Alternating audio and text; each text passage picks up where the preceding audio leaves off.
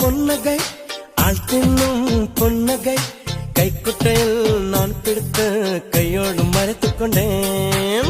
அச்சச்சோ புன்னகை அத்திப்பூ புன்னகை சிந்தாமல் சிதறாமல் முந்தானை ஏந்திக் கொண்டேன். உன் புன்னகை எனும் சாவியால் உன் புன்னகை எனும் சாவியால் என் காதல் திறந்து கொண்டேன்.